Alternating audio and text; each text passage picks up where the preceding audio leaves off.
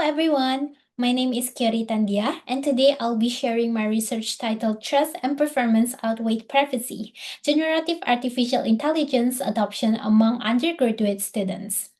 As students, many of us use tools like ChatGPT to study faster and smarter. But this raised important questions. Can we really trust these tools? And are we fully aware of the privacy risks involved?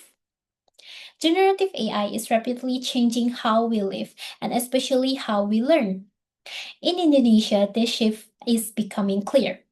A 2024 Tirto survey found that 86% of students aged 15 until 21 use AI tools like ChatGPT monthly for academics. But AI adoption is not only about how helpful the tool is. Issues like trust, data privacy, and user awareness also play a big role. This brings us to our research focus. While many studies use the Utah model to examine technology adoption, they often overlook cultural or contextual factors. So, to bridge this gap, we extend the Utah model by introducing two new constructs: privacy fatigue and trust propensity. Our goal is to understand what drives Indonesian students to adopt generative AI and how we can better guide its integration in education. We focus on three key elements: performance expectancy, effort expectancy, and behavioral intention. Now let's talk about one of our edit constructs: privacy fatigue. This refers to the emotional exhaustion people feel from constantly managing their personal data online. In fact, a 2021 national survey showed that over half of Indonesians had low awareness of personal data protection. Chung et al. 2025 even found that this fatigue can push people to adopt AI tools despite knowing the risks. On the other hand, trust propensity looks at a person's natural willingness to trust technology.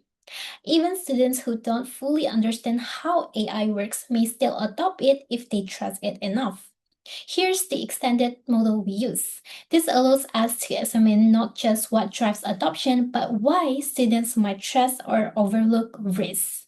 From this model, we developed 7 hypotheses to test. To test our model, we conducted a quantitative survey among Indonesian undergraduates using purposive sampling. We collected 198 valid responses, focusing on 5 constructs. Each was measured with 3 items on a 4-point Likert scale. We analyzed this data using partial least squared SEM with Smart PLS, applying a 2-step process. So, who were our respondents? Most were aged 21 until 24 and in their final year of study. About 73% were IT students, with around 44% considered themselves tech proficient. Before testing relationships, we checked the measurement model. All constructs passed key benchmarks. Crossbuds alpha and composite reliability were above 0.7, AVE values were all above 0.5, and we did remove one privacy fatigue item, which is PF1, due to low outer loading. We found that our model explains 49.3% of the variance in behavioral intention, a moderate level. Here's how the hypothesis performed. P and EE positively influence BI, PF and TP don't directly influence BI, and TP positively influence PE and EE. Performance expectancy is the strongest driver. Students use AI tools when they find them useful. Effort expectancy also plays a role. Ease of use encourages continued adoption. Trust propensity doesn't directly affect intention, but indirectly boosts adoption by making tools seem more useful and easier to use. Privacy fatigue showed no significant effect, possibly due to low awareness or students prioritizing academic benefits over privacy concerns. To summarize, usefulness and ease of use are the key drivers of adoption.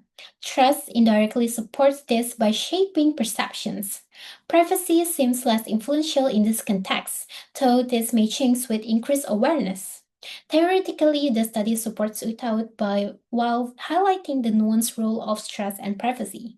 Practically, developers and educators should make tools as useful and intuitive as possible, build trust with transparency, and promote digital literacy, especially in data privacy. Future research should explore other variables, apply this model in different cultures, or track behavior over time. That's all for my presentation. Thank you for your attention.